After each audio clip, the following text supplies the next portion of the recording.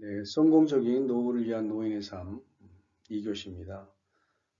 노인 여가 활동 유형에 대해서 알아볼 텐데요. 노인 여가 활동 유형은 노인 여가 활동에 영향을 주는 다양한 요인을 조합하여 한거형, 자기 완성형, 근로형, 사교 오락형, 사회 참여형, 폐쇄형의 6가지로 분류하고 있습니다. 분류를 이렇게 하고 있는데 사실은 뭐 더 많이 있겠죠. 네.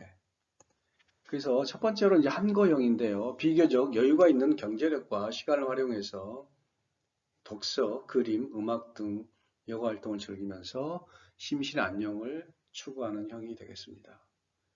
네, 그래서 이제 아무래도 이제 이런 유형의 분들은 이제 경제력이 있기 때문에 또 건강하기 때문에 독서를 한다든지 그림을 그린다든지 비교적 심신의 안녕을 추구하고 여가 활동을 한가하게 즐길 수 있는 그런 형이다라고 볼 수 있겠습니다. 두 번째로는 이제 자기 완성형입니다. 그래서 이제 은퇴 전에 하지 못했던 평소 하고 싶었던 일들을 이제 연계해서 또 추진할 수 있는 것이죠. 그래서 각종 교양 강좌 수강한다든지 토론에 참여한다든지 또 인격의 완성을 위해서 노력하는 형이라는 것이죠. 자기 완성형. 그렇죠. 이제 뭐 은퇴하기 전에는 정말 열심히 이제 경제적으로 일을 해야만이 또 가정생활을 할 수 있고 이제 하고 싶었던 것들 그동안에 하지 못했던 것들이 너무 많이 있었겠죠. 그래서 이제 은퇴함으로써 이제 이런 부분들을 좀 잘 해봐야 되겠다. 내가 평소에 하지 못했던 것들을 한번 완성해 봐야 되겠다. 요즘에 의외로 이런 분들이 굉장히 많습니다. 사실 뭐 취미생활이나 이런 것도 아까 말씀드렸습니다만 뭐 그런 것들을 할 수 있는 형편이 안 되었죠. 지금 은퇴 후에 시간이 있는 관계로 뭐 예를 들어서 교양 강좌 수강을 통해서 어떤 시인이 된다든지 또 소설을 써본다든지 뭐 서예를 열심히 공부한다든지 또 평소에 못했던 악기를 배운다든지 뭐 자기 완성형이 되겠습니다. 그리고 이제 세 번째는 근로형이죠. 이제 농촌 노인에 해당이 되는데 가정 내에서 이제 시간제 일을 한다든지 이런 것들을 통해서 소에게 경제적 이득을 누릴 수 있겠다라는 것이죠. 이제 근로형. 이게 풀타임이 아니고 이제 여가를 이용해서 이제 어떤 경제적인 이익을 취하는 것이죠. 네, 근로형이 되겠습니다. 그 다음에 네 번째로는 사교 오락형입니다. 대부분의 노인들이 이제 추구하는 여가 활동인데, 이제 뭐 스포츠, 뭐 자전거를 탄다든지, 여행을 간다든지, 어떤 취미 활동 한다라는 것이죠. 그 사교 오락 활동, 요즘에는 이제 뭐, 이제 어르신들도 그, 이렇게 춤을 배워서 콜라텍 같은 경우에 이렇게 가셔갖고, 여가 활동 하신 분들이 많죠. 사교 오락형인데, 의외로 이제 스포츠, 자전거를 탄다든지, 의외로 이런 분들이 굉장히 많습니다. 사교 오락형으로. 어, 부부랑 같이 이제 등산을 한다든지 또 아까 말씀드린 대로 자전거를 탄다든지 의외로 이런 분들 많이 계십니다. 그 다음에 사회 참여형입니다. 지역사회 활동을 적극적으로 참여하면서 자아를 개발하네요. 그래서 요즘에 그 주민자치센터 이렇게 가보면 또 주민자치회에서 뭐 60세, 65세 넘으셔가지고 지역민들을 위해서 굉장히 봉사하는 분들이 굉장히 많습니다. 그래서 정말 그동안에 이제 앞만 보고 뛰어왔던 그 인생들을 이렇게 바라보면서 자원봉사를 함으로써 보람 있는 여가 활동을 추구하는 이런 분들이 굉장히 많아지고 있습니다. 그리고 이제 여섯 번째는 폐쇄형인데요. 이제 뭐 건강 또는 경제적인 이유로 가정에서 머물면서 여가 활동을 하는 건데 이제 이런 분들이 좀 사실 우울한 경우죠. 뭐 각종 소위를 통해서 여가 활동을 대신한다든지 또 공원 벤치에 혼자 앉아서 어떤 사색을 한다든지 굉장히 뭐 여가 활동 한다고 하면서도 그렇게 즐겁지 않는 그런 어르신들이 이제 이 폐쇄형의 유형이 되겠습니다. 여가 활동의 특성을 보겠습니다. 그래서 이제 어, 각종의 어떤 여가 활동이 있을 수 있는데 어떤 특성들이 있는지 한번 살펴볼 때에 이제 종교 활동이 대표적인 것이죠. 이제 뭐 기독교에서 뭐 예배를 드린다든지 그 예배 같은 경우도 이제 일요일 주일이 있고 또 저녁도 있고 수요일 날 뭐 금요일 뭐 이렇게 예배 활동을 하면서 여가를 지낼 수 있다라는 것이죠. 그 다음에 사교 모임이 있습니다.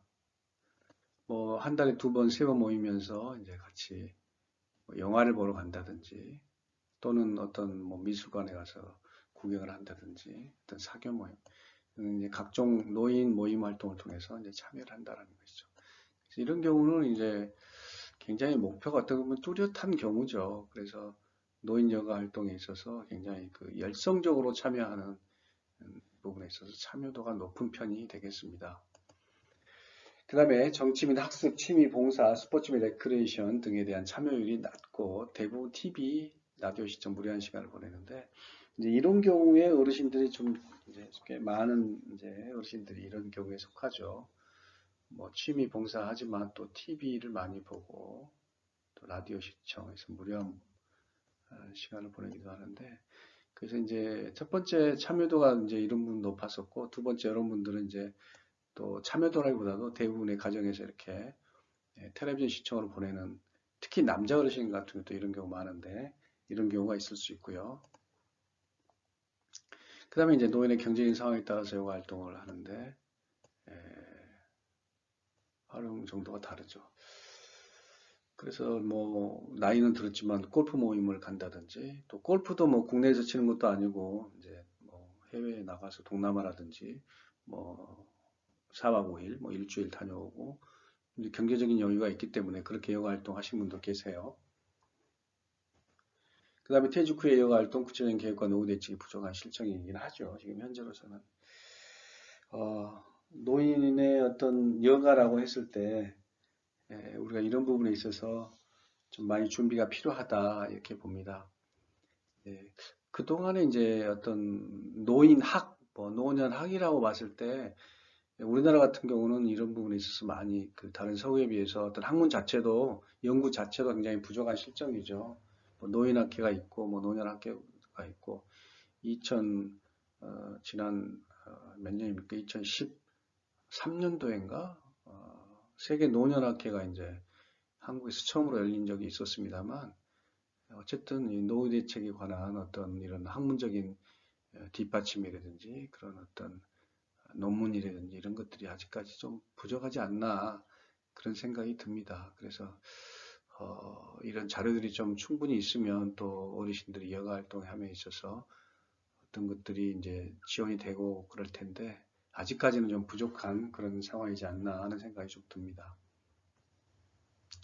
다섯 번째로 이제 활동적이고 역동적인 활동보다 이제 정적이고 단순한 여가 활동이 이제 많고 대부분이죠. 이제 뭐 기껏 우리 여성 어르신 같은 경우는 이제 경로당에 가서 이제 오전 보내고 점심 때 되면 이제 그 경로당에서 제공하는 식사를 하고 또 한 두세 시에 다시 집으로 귀가하는 어떻게 보면 단순하고 정적인 활동들이 대부분이다라고 이제 보겠습니다. 여가 활동 참여 실태를 보면요. 하루 일과와 생활 시간이 있습니다. 그래서 통계청이 2016년도 발표했는데 노인의 하루 24시간 중 수면 시간이 8시간 22분. 이게 필수적인 활동이죠. 그래서 이제 11시간 46분 정도 49%를 이제 사용을 했습니다. 필수적인 활동, 이제 수면 시간 외에 어떤 식사를 한다든지 또 세면을 한다든지 이제 그런 것들 다 합해서 11시간이라는 정도 된다라는 거죠. 그 다음에 의무적인 활동을 4시간 58분 했고 또 성별로서는 여자분들이 이제 5시간 22분, 남자가 4시간 23분에 비해 더 많은 여자분들이 시간을 활용했고요. 가사노동이 한 2시간 정도, 일이 1시간 정도, 이동이 이제 1시간 정도를 사용했는데 뭐 이 자료를 보면 여가라고 뭐 얘기할 수도 없는 상황이죠. 예. 그래서 이제 노인 여가 활동에 있어서 7시간 16분이 이제 30% 하루에 차지하는 게 이제 남자로서 7시간, 여자로서 6시간에 비해 더 많은 건데, 대부분이 이제 TV 시청이 많고요. 종교, 문화, 스포츠 시간, 또 교제 활동, 기타 여가 활동. 그래서 여가의 대부분이 어떤 소극적인 부분이 많다. 또 정적인 여가 활동에 시간을 소비하고 있다라고 이제 나타나고 있습니다. 그래서 5년 전에 비해서 필수 시간과 여가 시간은 증가하고 있지만 이제 의무 시간은 감소하고 있는 그런 프로테이지를 보이지만 우리가 여가 활동을 보낸다라는 측면에서 우리가 조금 더 이제 어떻게 보면은 생산적으로 또 성취감 있고 또 활력을 갖고 가는 어떤 그런 여가 시간을 보낼 수 있을까? 이런 부분에 연구가 많이 필요하다라는 것이죠. 그래서 이제 고령자 65세 이상의 시간 활용을 봤는데요. 예, 그래서 이제 전체 이제 남자, 여자 이렇게 봤는데 필수 시간이 이제 이렇게 돼 있고요. 수면 시간이 이제 이렇게 돼 있습니다. 뭐 남자나 여자 비슷하네요. 8시간 정도 이렇게 나타나고 있는데 그 다음에 식사 간식이 이제 이렇게 되어 있습니다. 2014년도 자료지만 한 2시간 정도 식사 및 간식이 이제 새끼를 이제 드시는 상황이기 때문에 이제 2시간 정도 한 40분 정도 그렇게 나오네요. 그 다음에 또 이제 뭐 개인 유지, 그 다음에 의무 생활 시간 그래서 4시간, 5시간 정도 전체가 되는데 남자가 4시간, 여자가 한 5시간 정도. 그 다음에 일을 하는데 남자가 이제 한 2시간 정도 일을 하고요. 수입을 위해서 일을 한다는 거죠. 그 다음에 이제 하루에 이제 여자분들이 이제 1시간 정도. 그래서 여자분들이 조금 더 이제 일을 덜 하는 편이고, 가사노동을 보면은 이제 남성이 1시간, 여성은 이제 거기 3시간 정도 되는 여성이 월등하게 이제 좀 많고 학습은 이제 이렇게 그렇게 많지 않습니다. 이동하는 시간이 이제 남자나 여자나 좀 비슷하게. 그래서 이제 뭐 2009년, 14년 이제 최근 자료는 아닙니다만 이렇게 수면이 이제 가장 많이 이제 하루 24시간 중에 많이 차지하고 그 다음에 이제 의무 생활 시간이 아무래도 좀 많이 차지하는 상황이고 가사노동이 좀 많은 편이다. 이런 노동이라고 하기 때문에 이제 이런 부분 글쎄요 여가라고 얘기하기가 좀 쉽진 않죠. 그래서 이런 식으로 지금 어르신들이 시간 활용을 하고 있는데 조금 더 유의미하고 또 어르신들 입장에서 보람차고 행복한 여가 시간을 보낼 수 있는 방법은 없나 한번 우리의 고민이 좀 필요합니다. 네, 여가 활동 참여 실태입니다. 문화관광부에서 2017년도 최근에 국민 여가 활동 조사를 했습니다. 그래서 이제 15에서 19세의 평일 여가 시간은 2.7시간이고요. 20대, 50대는 2.9시간, 3시간 정도. 60대 여인 여가는 3.6, 70대는 4.7시간. 그래서 여가 시간이 어쨌든 이제 70대 이상이 가장 긴 시간으로 봤고요. 뭐 당연하겠죠. 어떻게 보면 60대도 조금 일을 하는 시간이라고 보고 20대와 30대는 그야말로 이제 여가보다는 20대는 공부한다든지 직장일에서 많이 일을 하기 때문에 뭐 시간이 줄어들 수밖에 없는 상황이죠. 그렇지만 여가 활동 유형별로 보면은 이제 노인참여 TV 시청이 많고 그다음에 개인적 즐거움을 위해서 활동하시고 마음의 안정과 휴식을 위해서는 60대는 20.7%, 70대는 이제 20% 정도. 건강을 위해서는 이제 18.7, 19.5, 뭐 하여튼 건강을 위해서 꽤 신경을 쓰는 그런 60대 이상을 볼 수 있습니다. 그래서 단순히 시간을 보내는 목적이 두고 있으면 60대는 4.3%, 10대 이상 9.2%를 늘고 있다. 단순히 이제 이거를 여가로 볼 수가 있는지 말이죠. 그렇지만 70대 이상이 9.1% 정도라면 그 여가에 대해서 굉장히 더 관심을 갖고 또 정말 더 즐겁고 행복한 여가 생활을 보낼 수 있는 그런 60대 이상, 70대 이상이 됐으면 하는 바람입니다. 그래서 이제 평일 여가 활동을 어떤 식으로 하느냐라는 것이죠. 예, 그래서 전 연령 60대, 70대. 그래서 문화예술 관람 활동, 관람입니다. 관람. 그래서 60대 이상 25.8, 70대 13.6. 이제 전 연령은 39%. 문화예술은 뭐 어르신보다는 전 연령층이 더 높네요. 그죠? 그 이제 예술 참여 활동은 이제 역시 이제 나이가 이제 적을수록 좀 참여가 높는 상황 같고, 스포츠 관람인데 관람도 이제 젊은 사람들이 아무래도 활동성이 있기 때문에 뭐 야구를 보러 간다든지 뭐 농구를 더 많이 갈 수 있겠죠. 그래서 나이가 젊을수록 좀 높게 나타나고, 참여도 마찬가지겠죠. 참여도 이제 젊은층 50%, 아마 노인으로 갈수록 참여하기가 쉽지 않다라는 것을 보여주고, 관광은 이제 50%, 60대가 제일 많고, 그 다음에 50%고 이제 비슷하고 평균 나타나고, 취미 오락은 이제 92%, 87%, 83.2% 이렇게 되네요. 삶인 기타 활동, 이제 이런 굉장히 평균치에 가까운 사회 기타 활동도 굉장히 활발한 그런 것들을 보여주고 있습니다.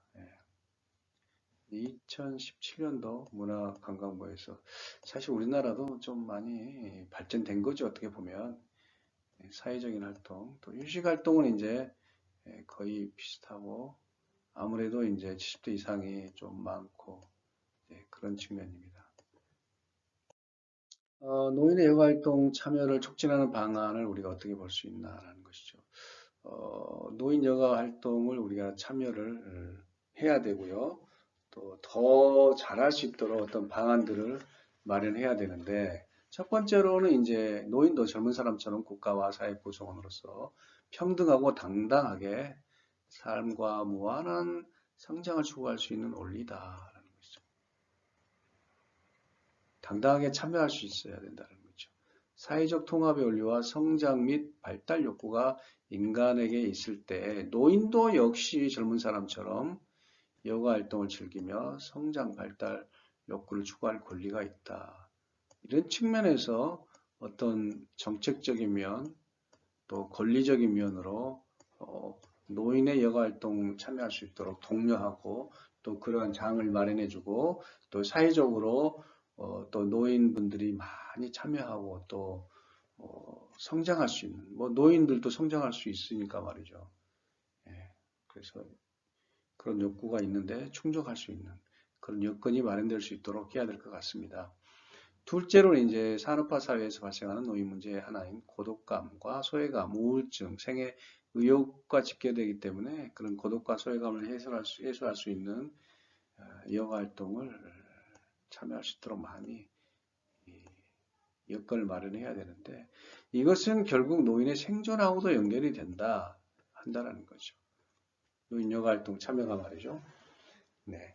그래서 역설적으로 노인들이 참 고독하고 소외감을 많이 느끼고 무의잖아요. 하는 일이 없는 어르신들이 많이 계시는데 굉장히 우울한 노인의 나날을 보낼 수 있는데, 이러한 부분들을 이제 우리가 좀 줄여주고 또 고독감과 소외감을 해결할 수 있는 수단으로서 여가 활동을 장려하고 사회가 마련한다면 어르신들이 정말 생애에 보람찬 그런 나날을 보내지 않을까 하는 생각을 해보게 됩니다. 그래서 조금 더 우리가 이런 부분에 있어서 앞으로 정책도 좀 세워지고 또 독려도 하고 그렇게 됐으면 하는 바람이고요. 그럼 세 번째로 정신질환, 치매, 중풍, 고혈압, 당뇨, 관절질환, 노인성, 또 퇴행성 질환 대부분이 예방 및 관리는 실제로 여가 활동에 따라 굉장히 이루어진 게 많죠. 그렇죠. 의료 보장이 되는 것이죠. 그래서 역설적으로 여가 활동을 많이 참여를 한다고 하면 이러한 노인성 질환, 치매, 중풍, 정신질환이 좀 줄어들 수 있죠. 뭐 힘차게 또 게이트볼을 친다든지 어르신들이 뭐 배드민턴 치는 어르신도 많지 않습니까? 배드민턴을 친다든지 정말 그러면 어르신들 얼마나 그 정신적 육체적으로 건강하겠습니까? 당연히 의료비가 적게 들죠. 네. 그런 의미에서 우리가 정말 전향적으로 이 노인의 여가 활동을 촉진할 필요가 있다 하는 생각이 듭니다. 네, 제 3절 노인과 교육입니다.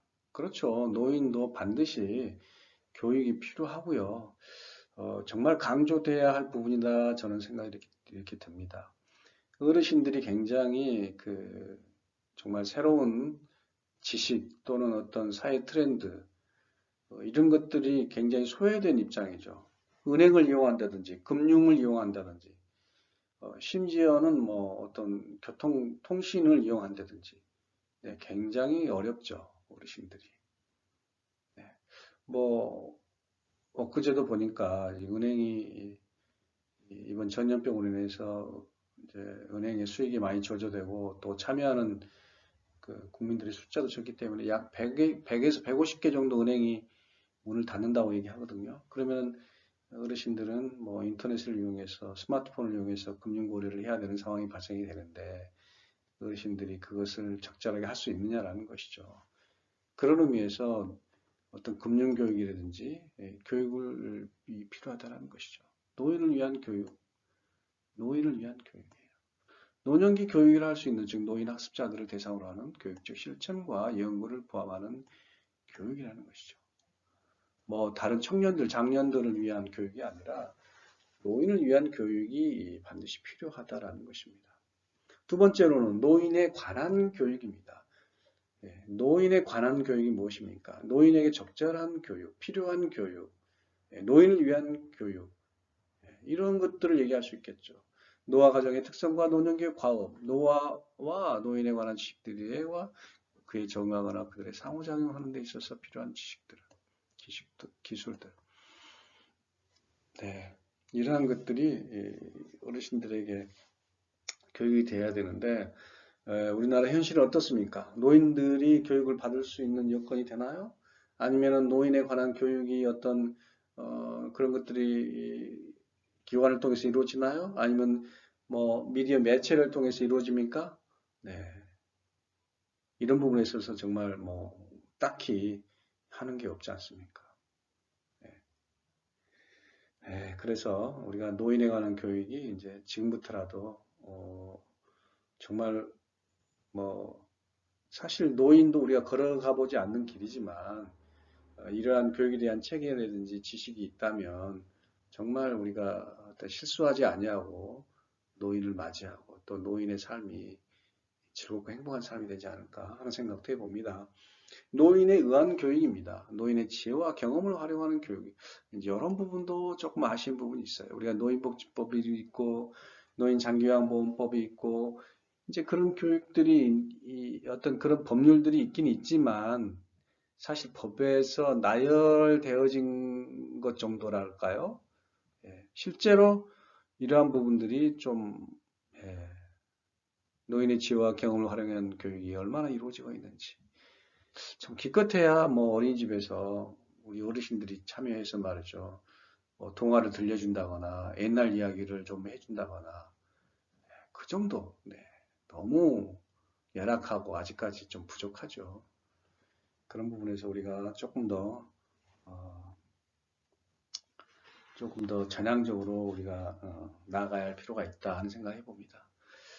그 다음에 이제 세대 공동체 교육이 있습니다. 여러 세대 혹은 여러 연령 집단들이 어떤 교육적인 목적을 위하여 공동체 안에서 함께 활동해 나가는 것인가라는 거죠. 세대가 있죠. 청년의 세대, 아동, 어린이, 또 장년, 여러 이제 세대들이 같이 지낼 수 있는데 이제 서로 어우러져서 융합하고 또 각 세대별로 어떠한 교육을 담당하며 교육이라보다 어떤 연대 또는 뭐 네트워크라는 표현이 더 적절할 수도 있겠습니다. 공동체 안에서 어떻게 함께 활동해 나가는가라는 것이죠. 함께 배워가며 함께 배려하며 함께 어떤 세대 공동체가 행복하게 살 수 있는가라는 것이죠. 그런 의미에서 노인 교육에 있어서 어떤 개념 정립이 필요하고 노인들에게 어떤 교육을 제공해 주는 그런 사회적인 장 또는 교육기관이 필요하다 하겠습니다. 네, 이 시간 두 번째 시간 노인 교육에 대한 개념을 보고 두 번째 교육 마치도록 하겠습니다.